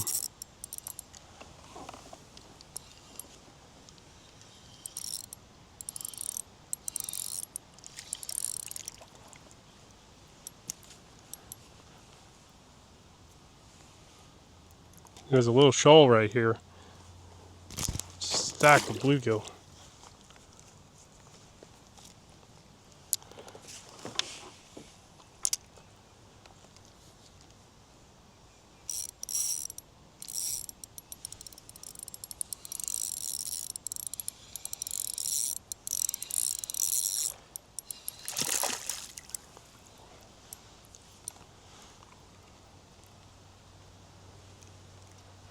The most numbers I've ever seen of those things, huh?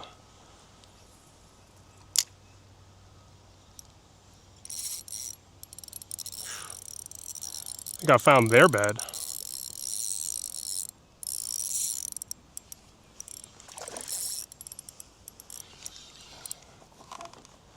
I think you can fish through them. That was the only conundrum I have, right?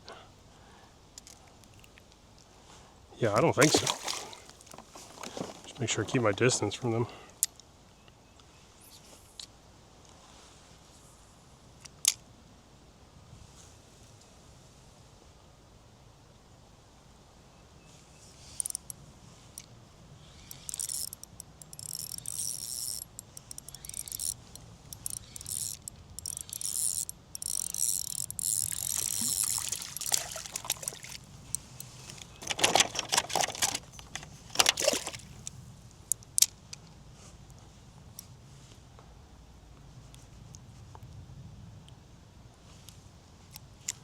Things are on fire here.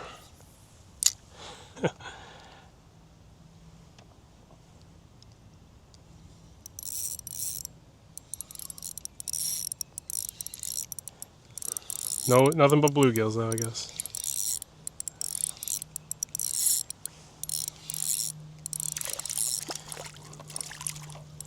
I'm gonna just try something really weird here. See if we catch anything different. That is like the, yeah, bluegill mecca.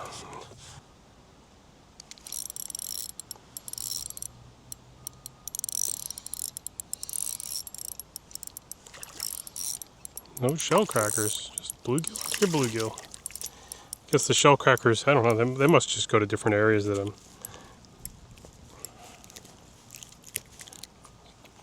just not that good at visually pointing out for myself, I guess.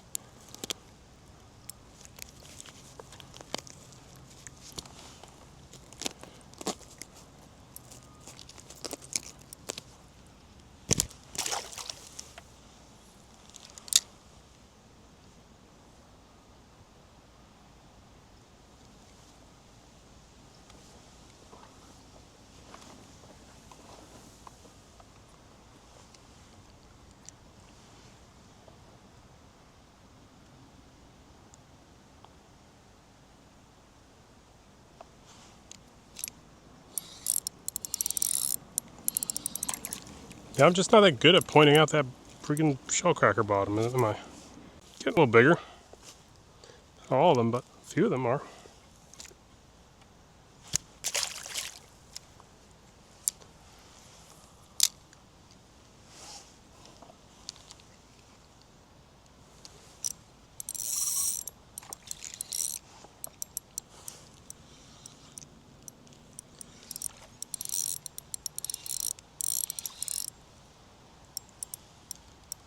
Must be 1,000 of them right here.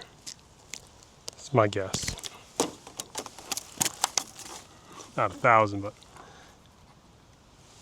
feels non-stop. Whistlefish. Crappie. Hey, you got another one. Put on a paddle shad here. Get ready to wrap it up. Just trying to upgrade the size of my bluegill potentially. Instead we got another crappie here. Another one for the box.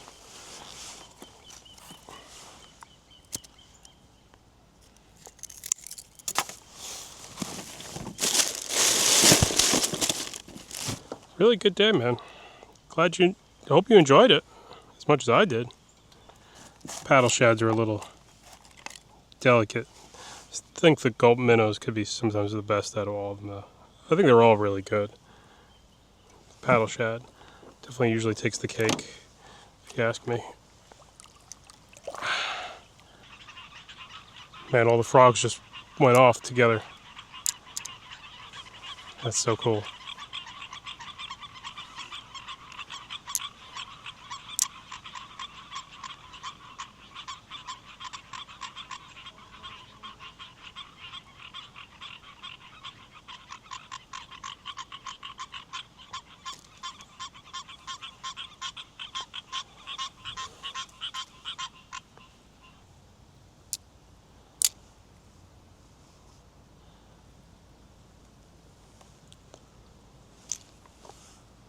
On. More crappies. I'm gonna put that one back.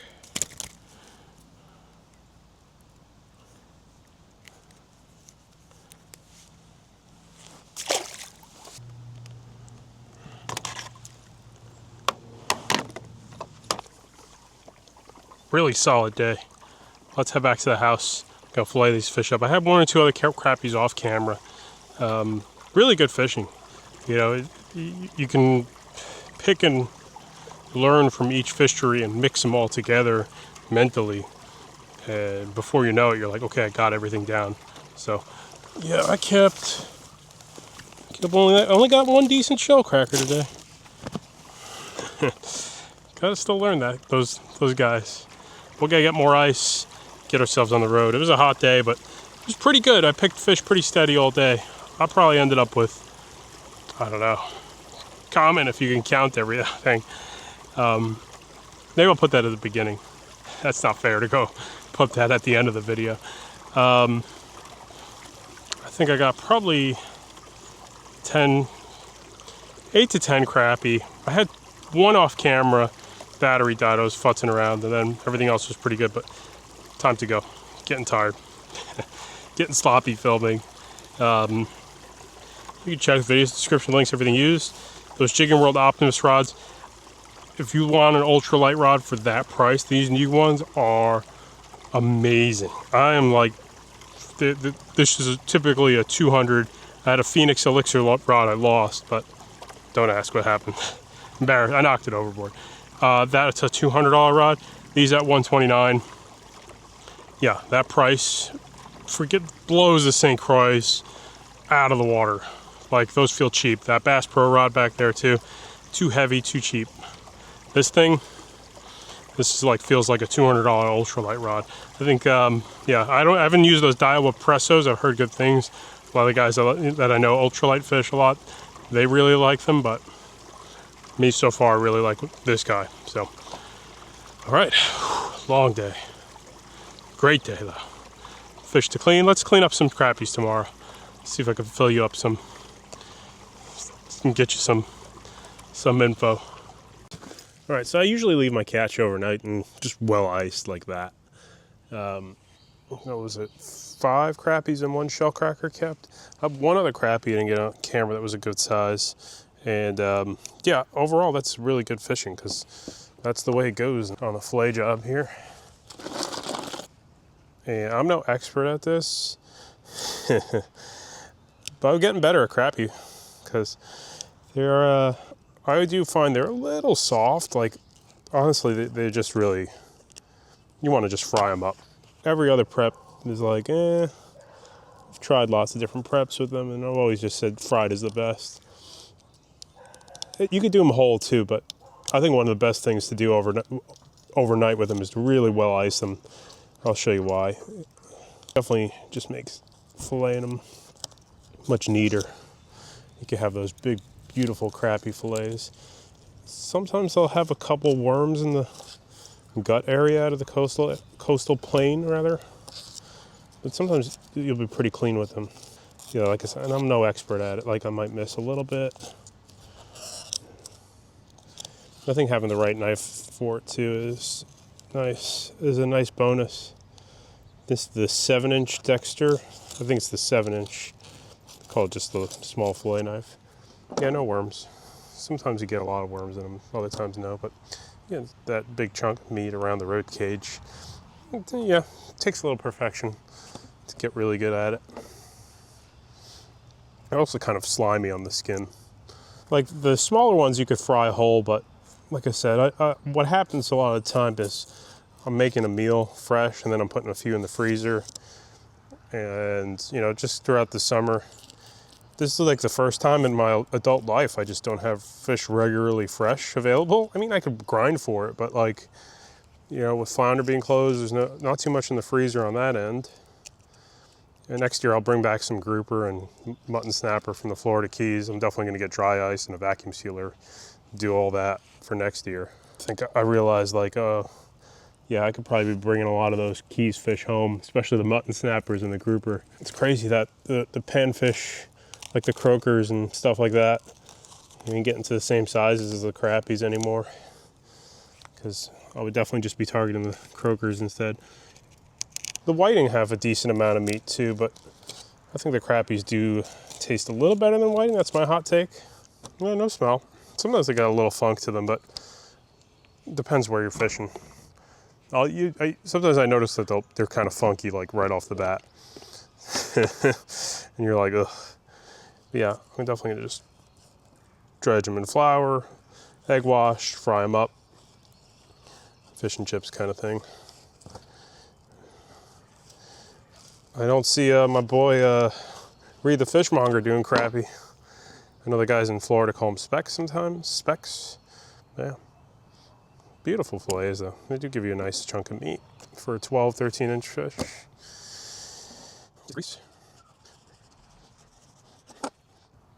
one of the other fish, besides white perch, grew up eating yellow perch a lot. Also think yellow perch are really good. Walleye is really good too. Yeah. Full circle, you go back to freshwater fish. All right, we'll do one more crappie on camera together, and then this one is almost 14. Hey, the size is pretty good. And as I get more into ultralight, as I'm really goobery at it, I notice the differences in price points. Like I've used St. Croix, Lew's, Bass Pro Shop, Phoenix, Jigging World. You really, you notice differences and you get better at it. It's like anything else, you got to put time in. And I think I said it at some point in this video, you as a lifelong angler, you really can't actively retain more than a year's worth of knowledge when it comes to fishing, in my opinion. And so you're always learning. Like, I can't go out into every single detail, let's say, of my favorite old summer flounder fishing. Like, I'm going to go back into it and be rusty at it, like the fluke fisheries up north. So you can always just take little things you learn from every fishery, and you apply it, like how to read a structure, how to fish structure, what sides it structure. And that's like one of the things that I think a lot of people miss the mark on. They get too how should I say, invested in where are the fish biting sometimes, right? Like, the social media report chasing craze. You got to put in the most amount of time to what's convenient, right? And people say this all the time: fish what's closest to you, most accessible to you. And then from there, you can probably, when you get the time to go somewhere else, either to chase the bite or, you put in so much time working your local stuff, before you know it, I do need to get a paper towel from inside. Before you know it, you can just go out into most areas and do pretty good and piece it apart to your own liking, right? You don't have to really follow too much about what technique and hound people. Right now in 2026, it's easier than ever to find your own public access spots to fish. And when you're looking for something like your saltwater glory, like, to me, I'm just kind of over that. I wouldn't say over it completely, but just utilizing the stuff I haven't seen enough of, or that's giving me some fish to catch in an environment that's enjoyable, no boats, all to myself kind of thing. Love that. I'm very thankful for social media, even though I don't love social media, but social media gave me the opportunity in life that I would never have, right? And many others. Got me a house, brought me out of poverty, brought me into another class. Right? I don't want to get into class and politics at all, really, but you know what I'm saying? Like, it elevated me out of where I was going to be for the rest of my life, more than likely, right? It's the only thing that gave me that opportunity. But as I get more, want to just grow with it and not rely on it as maybe I did in more of a traumatic part of my life. You want to do things now you can finally enjoy life a little bit. And to me, this is more enjoyable than, one of these measuring boards is lying. This says 10 inches. So a 10-inch bluegill or sunfish, the shellcrackers do get larger. They'll grow up to about 2 pounds if you can really find them. But a 10-inch bluegill is like the trophy. That's what you're after as you go out into this stuff. I know somebody's cringing, like, he's filleting this fish, you're supposed to fry him whole. Yeah, I know. I don't want to fry anything whole right now. It's all going to get battered. Wow, look at the color of this thing. It must be eating shrimp and other crayfish. And I've seen this on a couple of channel cats from these areas. This is cool. I'm going to show you this fillet. And let's call it a day, man. Thanks for joining me on that longer cut. I know people put it up on the TV and do other stuff. I don't have enough to offer anymore for a 20-minute video, right? Like, I've said it before. I feel like my niche is going to be long stuff and some shorter stuff, but we gotta rinse these off before cooking. But look at those fillets. Look at that orange color. That's really cool. It's got to be from the crustaceans they feed on. These blackwater systems have a lot of like snails and shrimps and all sorts of stuff. It's really cool what they get their hands on. So what I'll do probably when I get in is I'm just gonna, since this was messier and I didn't plan it as well because I'm too focused on the camera, I just wipe everything off with some paper towels. I'll fry them up. Maybe I'll add the frying part in.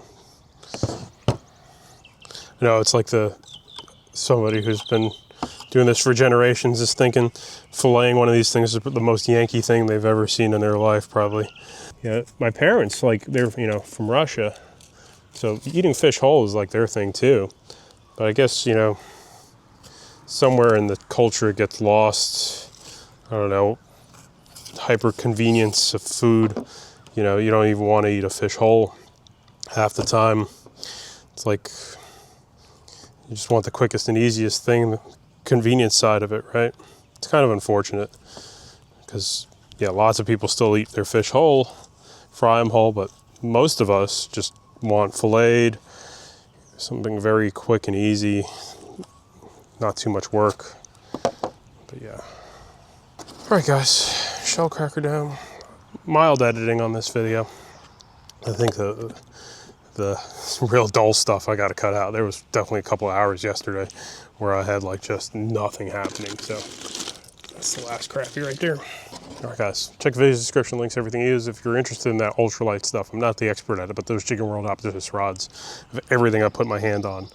I'm not trying to oversell, but I'm hyped for what I could probably do with those in the future with these rods. So try to sprinkle in some saltwater content as it becomes available. Don't take it personally that it's like I'm putting up members only stuff. The members only stuff is kind of dry and it's just not, it's not that it's not what I feel good about. I just don't feel like it offers anything new to most people. So, doesn't fit into mass entertainment. This is kind of a different format that seems to work, and I'm happy that it works and you guys like it. Some people like it. And I have a good time doing it, you know, and that's what it's all about. If you can have a good time going fishing, yeah, making fishing content, keep doing it. And this year, I don't talk too much about like what's going on. Over in Topsail, they're catching, I think I saw at least 3 striped bass come out of the surf. And I'm super curious.